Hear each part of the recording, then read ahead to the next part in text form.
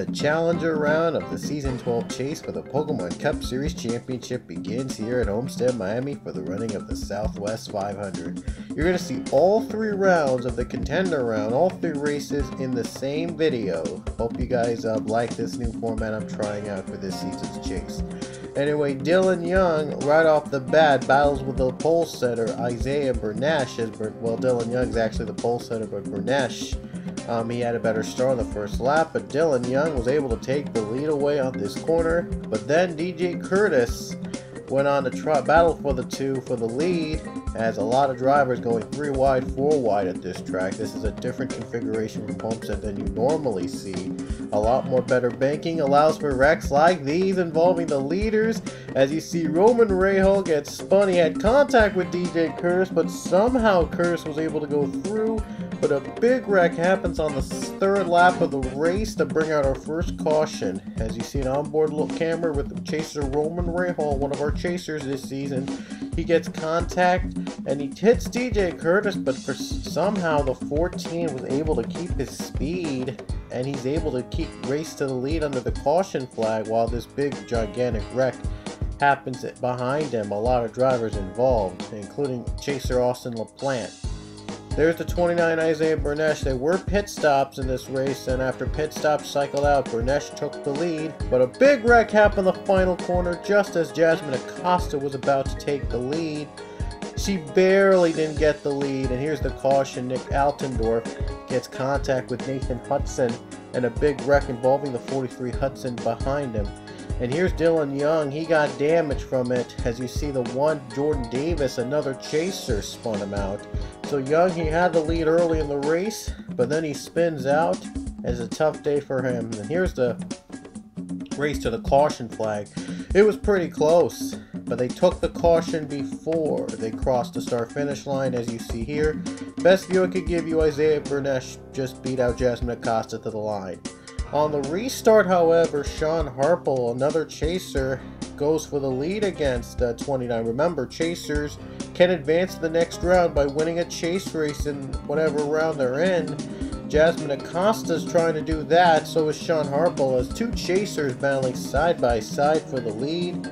But the non-chasers, all they want to do is just win a race. They're not in the chase, so they're just letting them all out on the 16 chasers. They want to win a race. They will do anything, even prevent any chasers from making any progress to win. As you see, last season, no chaser won a chase race last season in the Pokemon Cup. And now, we'll see if the streak can continue, as Aaron Frank goes for the lead against Jasmine, and he gets it, but Benjamin Miles of the 24 gonna take that away instantly. As you see a lot of drivers, we would have this cycle of leaders in just a few laps in the middle of the race. As you see, Cody Hagan, the 88, goes for the lead. He had a win earlier this season that would have been in the chase for him, but he had posted a spoiler in Motegi and lost his chase, but now he's looking for redemption. He's looking to win again for the second time this season, and this time, hopefully, this will probably count. Well, that one win still counted, but hopefully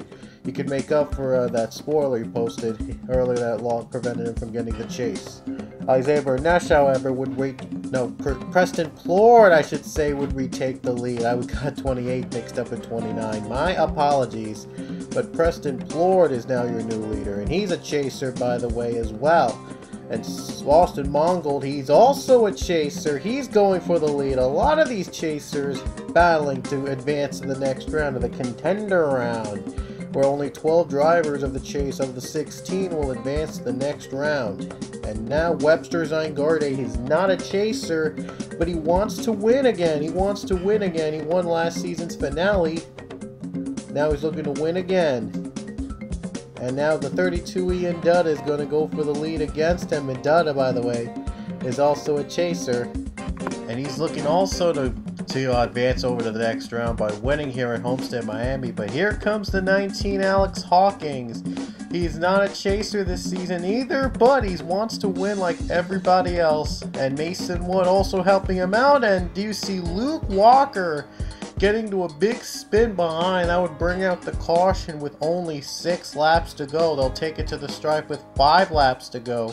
And that would set up a 1-lap showdown here at Homestead Miami. Who's going to lead to the 1-lap showdown? It's going to be Alex Hawkins beating out a hard-charging Mason Wood down to the line to the caution, and it was a massive one. Austin Mongold gets airborne as he goes upside down, does a lot of barrel rolls, and gets a hard hit. As you see here, he almost flew right off the track, believe it or not, and that would be the biggest wreck of the race. Wow, it's a hard fall for the 21 of Mongold, a chaser. We mentioned earlier he's a chaser this season too, so this is not the finishes he wants to have in the next 3 races. And wow, that's just a hard hit by the 21. He'd be alright though. As you see, he would lay right side up. He'd be okay. DJ Curtis gets a big hit from Mongold. He was the one that flipped over the 21, and he gets a hit himself as he goes for a lot of spins and a harder hit for him. There's Chris Washer, and boy, could not avoid Mongold, and he gets a big chunk of damage from the 21 machine. Boy, that was a tough finish. Anyway, white flag came out as 1 lap to go. Like I said, it was a 1-lap showdown to the finish. Alex Hawkins had the lead over Mason Wood, but he would get a great start, a much needed start from everybody else. Ian Dudd is battling for 3rd. I don't think he's going to advance the next round by winning. He'll have to work his way up for the race in the next 2 races to get there. But coming off the final corner to collect his 2nd career Pokemon Cup Series win, it's Alex Hawkins winning the Southwest 500 at Homestead Miami. His first career win since Season 8, 4 seasons ago. Now it's on to Charlotte. Our second Challenger race heads us over to Charlotte Motor Speedway for the running of the Nationwide 500. Alex Hawkins, the winner from Homestead Miami you saw earlier, started on the pole here at Charlotte, so it's probably pretty weird to see a driver who won last race take the pole the next race. And I guess no driver, well, few drivers in fact have ever won back-to-back races in Pokemon Cup history. But Hawkins looking to be the first in years. I think Charles Sanford was the last driver to go back-to-back wins back in Season 4, I think. But as you see, a big wreck starts off the very first lap of the race. It wastes no time to take out most of its drivers with its very first wreck of the race. Hawkins was in it too, by the way, as Roman Rahal, another chaser we mentioned, gets into another wreck of his own, and a big one endures. Just about everybody except Zachary Chambers, who made it through as the leader to the caution, made that through. But just a few laps later, after we got back to green flag, Dion Scott would challenge the 36 Daniel Voiles, who was running second, for the 2nd position, and then another caution would come out behind. Another wreck near the same exact place where the first wreck took place, and another big wreck happens. Dion Scott tried to take the lead from Chambers, but then he decided to hold him off until the caution ended. As you see, the 2nd big wreck again, another wreck as well. A lot of drivers again involved. Just about the same drivers that involved in the first pileup are in the 2nd pileup today, and that's the Charlotte repaved Charlotte. Big wrecks, a lot of good passing though. But anyway, Voiles would lead under the caution, as Chambers would need a pit because of his damage, as 32 Ian Dutta takes the lead. He lost at Homestead, nearly got the win at Homestead, but he's looking to finally get his redemption here at Charlotte. And Jasmine Acosta just bumps Daniel Voiles away. Dion Scott going for the lead, and Daniel Voiles would get involved and spin along with many other drivers down the final corner. Our 3rd caution of the day, and it also happens near the start-finish line. Another pileup once again at Charlotte. And here's the race to the caution. Jasmine Acosta trying to take it away from Dion Scott, and Dion Scott is barely going to get back to the caution as the leader.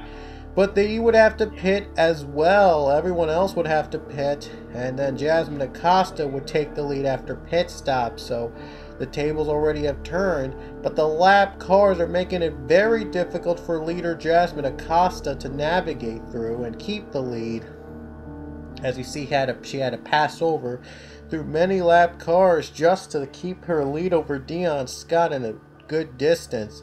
But then the caution flag would come out again just after just one green flag lap that period. And Austin, whoa, a spin by Acosta. Leah Walker was the driver that spun Acosta out and also took out Joshua Balkin as well. Not sure what Leah was trying to do or something, I don't know. But anyway, wouldn't you know it, it's Roman Rahal again. This wasn't a big pileup like the previous 3 cautions, but it was a spin that brought out our 4th caution. Dan Coffey and Isaiah Bernesh were involved. And here's another spin that brought out another caution the next couple laps. Mason Wood involved, Chris Washer's in it, Pichu's in it, and you see Ian Dudd is in it. So a Chaser 32 Ian Dudd is in the wreck as well. So we had that was probably the same caution, I think. But we would have like almost 10 laps to go. Jasmine Acosta continues to lead. Oh, despite the lap cars clogging her view, clogging her lead, trying to clear all of them as much as possible to have herself a clear spot on the lead. And I guess she's not liking that the lap cars are starting in front of her as a leader. Not sure how that would work. I'm not sure how it works out, by the way. But as you see, another caution would come out. Another caution would be pulled. There you see the 15 Nick Altendorf almost get into it, but he saved it. And guess what happens next after this caution? Jasmine Acosta right into Joshua Balkin. That's the 2nd time in a row that Jasmine Acosta took the flag to the caution and she would wreck out again, and this time damage was more severe than the first wreck. And guess what? The driver that spun out Jasmine Acosta in the during that first period was Leah Walker. She got herself into a mess, as you see. On board with Austin LaPlante, he had the worst of it as he flips upside down over. This was not a great day for the chasers other than Jasmine Acosta, who's trying to keep her lead despite being wrecked out twice already by the lap cars. And the damage would do her in, as with just 6 laps to go at Charlotte on the restart, Dion Scott would take advantage of the wrecks Acosta was in, and Dion Scott would use the high line, a rare move on the high line, to take the lead. You don't see that a lot in NRCL 3, the drivers using the high line to take the lead, but Dion Scott would. And then we would have our final caution of the day with 4 laps to go. The race would not get back under green. It was a good thing Dion Scott made his move beforehand. And here's the last caution of the race. DJ Curtis, a bad day gone worse, as you see, gets right into everybody else. And a lot of the same old drivers spun out, but Curtis somehow was able to keep it to speed. Not sure how he was able to do that after being spun out on the grass, but Dutta wasn't able to. It was a tough day for Ian Dutta. But anyway, coming off the final corner to collect his first win since Season 5 and his 2nd career Pokemon Cup win, Dion Scott takes the Nationwide 500 at Charlotte Motor Speedway. It was going to be Jasmine Acosta's day, but the damages from the 2 cautions earlier did her too much and finished in 2nd, and no chaser would advance. So on to Texas. The Challenger round would wrap up at Texas Motor Speedway under the lights for the BJ's 500. Mac McIntyre would take the pole, but on the 2nd lap, heading to the 3rd lap of the race, Mark Riggleman, a chaser this season, is going to go for the lead and going to take it away from the 25. But RJ Bishop in the 8, he had saved it a little bit earlier. You saw him going out a little bit, but he did save it, and he's now going to challenge the 6 for the lead. but Mark Riggleman was able to keep his foot down and able to go through until lap 4 to 5 as Ian Dutta, two chasers once again battling each other for the lead and advancing to the next round. As Dutta leads, but Riggleman gets in a wreck on the near the start finish line, and a big pileup endures with Luke Walker upside down as well. Wow, this reminds me of Charlotte a lot. But anyway, Luke Walker, like I said, he was upside down. He got the worst of it as he goes for a topsy-turvy spin. And, well, it's not been a great weekend for Luke Walker, Texas, right from the start. But anyway, on the restart, they would keep Riggleman. No, Riggleman would not be kept the leader, but he would be a lap car behind them instead. It looked like Riggleman was going to be having a good finish, but until that incident happened and it ended his chances. But Ian Dutta looks to take the lead here, and he does. Dutta leads, but Austin LaPlante, the two chasers, once again battling for the lead here and possibly for the win. But LaPlante was able to get the lead away from Dutta. Dutta has been really into the lead in most of the race in all three races, just not able to close out the race, unfortunately. But Webster Zangardi would retake the lead. Preston Plord and Joshua Balkin would make it 3 wide for the position, and Balkin on the bottom line would get the advantage thanks to the drafting help from Johnny Gardner in the 26th. Dutta would get sandwiched for second, but ultimately Joshua Balkin would lead, and you see the other drivers trying to fight for second. It was a mad dash. But anyway, our second caution came out. Nicholas Guerrera and Austin Mongold are chasers this season. The two chasers again this season involved in a wreck. That would bring out our caution. Pit stops would shuffle the leaders, and Cody Hagan would come out first on pit stops to take the lead. Johnny Gardner, who was able to keep his top 5 position though, wasted no time to challenge the 88 for the lead, and he gets the lead away thanks to his expertise here at Texas. And Zangardi was able to get up to second, but now Zangardi wants the lead as well. He wants to retake it again for himself as he sees Webster Zangardi gets it away, and now Ian Dutta still trying to get in the top 5, trying to crack the top 5, at least have enough points to advance to the next round. And Dion Scott, the winner from Charlotte, looks to go back to back, but we'd have a big wreck behind that would bring out our third caution of the race. But Dion Scott would take the lead away from Webster Zangardi, and he would lead us to the caution flag. Roman Rahal, a chaser, would try to get second, but just barely got beaten by Zangardi for that position. Here's the caution. Nathan Hudson right into Matt McIntyre, and a big wreck happens as well. You see some good views from the wreck. A lot of drivers spinning involved. Nick Altendorf, Trevor Gelfie, chaser Trevor Gelfie's in it. There you see Michael Walton also in it as well.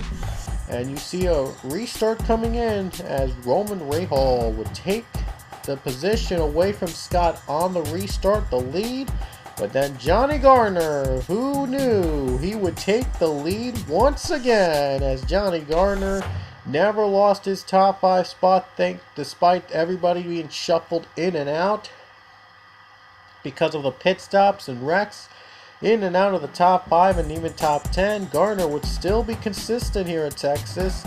As you see the 10, George Rourke, however, would battle the 26 for the lead, and he would get it away. And you see the 97, Joshua Balkin, another chaser as well. Balkin tries to advance to the next round with the win. And Alex Hawkins, the winner from Homestead, he would get into the mix for the lead as well. Daniel Voiles helping him out on the draft. Hawkins and Voiles, two chasers. Then you see the 77, Kyle Singer, a non-chaser, but is still trying to find his first career Pokemon Cup win. As you see, Alex Hawkins and Daniel Voiles will now go side by side for the lead to the caution flag. As you see, it looks like Voiles might have the advantage. Kyle Singer going to try one more move before the caution. Not going to be it, as Daniel Voiles is going to lead us to the caution. Oh no, he got spun just after he took the caution flag. Joshua Balkin also spun as well. This is like what happened at Charlotte with Jasmine Acosta. Like the non-chasers, again, they would do anything to get a win in a chase race and make the chasers harder for them to win the championship. But here's the caution, the real reason we're under caution. Dylan Young gets a flip with Zachary Chambers. Daniel Voiles, despite being spun, would take the lead with just 3 laps to go on the restart. But quickly, the damage would already be done as Alex Hawkins would take the lead away from the 36, and Kyle Singer would jump up to second, and now he would try to get it for the lead, but Johnny Garner plans a sneak attack on both of these drivers and takes the lead for himself with just 2 laps to go. And Johnny Garner clears the 77 of Kyle Singer to take the lead for himself. And what a move the 26 made. Consistently, he's still been in the top 5 all race, and nobody was able to touch him. In fact, nobody was able to touch him in the final 2 laps, even during the white flag. And coming off the final corner, Johnny Garner would join in the winners list of the Pole Cup Series, collecting his first career win in the BJ's 500 at Texas. And with that, the Challenger round is concluded. Let's see which 12 drivers will advance to the next round, to the contender round, to compete for the championship. Alrighty guys, here are your final results from all 3 races in the Challenger round. First, the Homestead Miami race. Alex Hawkins, as you see, won the race over Mason Wood. Hawkins led 6 laps. The highest finishing chaser from Homestead was Ian Dutta, finishing in 3rd. Sean Harple finished in 4th, just right behind him. And Jasmine Acosta finished in 5th, right behind him. Dutta, Harple, Acosta, all chasers, finished the top 5. Dutta and Harple, though, did lead a lap. Trevor Gelfie, another chaser, was 6th. So 4 consecutive chasers between 3rd and 6th and finished in Homestead Miami. And those were the only chasers to finish the top 10. And as you see here, there is the rest of the field. The lowest finishing chaser was Austin LaPlante in 41st. Not a good way to start off his chase. Neither for Joshua Balkin in 40th. He also had a bad start. He's finishing in the 40s, as you see the rest as well. And we're not using the points that they provided us from the default setting. We're using the current NASCAR points to determine the chase. Who advances on to the next round and who doesn't. Anyway, our next race from Charlotte results, Dion Scott wins. Well, 3 seconds, but it ended under caution thanks to all the lap cars swarming. Acosta didn't win to advance to the next round, but with those finishes like that, her 2nd straight top 5 finish could be more than enough to allow her to advance to the next round. She did lead the most laps in that race as well with 12. Sean Harple, guess what? He finished in 3rd, his 2nd straight top 5 as well as a chaser. The other chasers to get in the top 10 are Preston Plord in 7th and Jordan Davis in 8th. And here's the rest of the field. The lowest chaser was Daniel Voiles. Despite leading 3 laps in the race, he had some trouble later on and came home to a 40th place finish. And now finally the last Challenger race of the season, of the 3-race span at Texas. Johnny Garner took the win, his first career Homestead Cup Series win. And the highest chaser at that race was Roman Rahal. No chaser finished in the top 5 that race. 6th place finish for Roman Rahal. That hopefully will be enough for him to advance to the next round. Sean Harple, he finished in the top 10 in all 3 Challenger races. He's definitely going to advance to the next round. He's 8th. And Joshua Balkin was the only other chaser in the top 10, finishing within 10th. The lowest chaser was Ian Dutta in 39th. He led 5 laps though before his valve broke off in one of the wrecks at Texas. So anyway, that's it from our standings from the Challenger round. And now let's show you the points heading into the contender round and which 4 drivers are eliminated. There you see Sean Harple led the way in the Challenger round. Jasmine Acosta, Trevor Gelfie, Mark Riggleman advanced to the next round. Jordan Davis and Daniel Voiles were tied for their position, but they both advanced to the next round. Preston Plord, Michael Waltony, and Dutta advanced to the next round. And finally, the last 3 drivers to advance, Nicholas Guerrero, Roman Rahal, and Connor Breton. Those are the 12 drivers that'll be in the contender round the next 3 races in road courses. The 4 drivers eliminated from contention are Austin Mongold by just 2 points behind Connor Breton. If he had finished over 2 or 3 positions higher than Breton, Mongold would have gotten in. That hard wreck at Homestead might have cost him getting into the next round. Joshua Balkan also missed out on the cut. He came up 3 points short as well. And Kyle Collins and Austin LaPlante never got their grooves on during those 3 races, and unfortunately on the bottom 2 and are eliminated from contention. Mongold, Balkan, Collins, LaPlante are eliminated from the chase, leaving us 12 drivers heading into the contender round.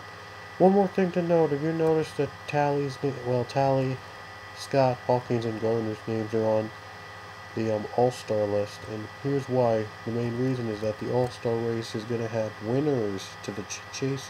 Non-chase race winners are going to be in as All-Star winners, along with the 16 chasers as All-Star drivers. So if the non-chaser wins an All-Star race and he or she has not won already before, they can get into the All-Star race at the end of the season as All-Stars, along with the 16 chased grid drivers. All 16 chase grids are locked in, and all the non-chasers and the winners that are not in the chase, that won a chase race, will be in as all-stars as winners, along with the 16 chase grid drivers. They'll be all-stars. The rest of them will have to go to the showdown to compete for the qualifying spots. So I hope you guys enjoy our first hodgepodge of races and challenger round. Our next one will be the contender round, which we have our next 3 races at Circuit of Americas, Sonoma, and Watkins Glen. All American road courses. It's going to be a fun round, so hope you guys will enjoy that, and we'll see you guys later.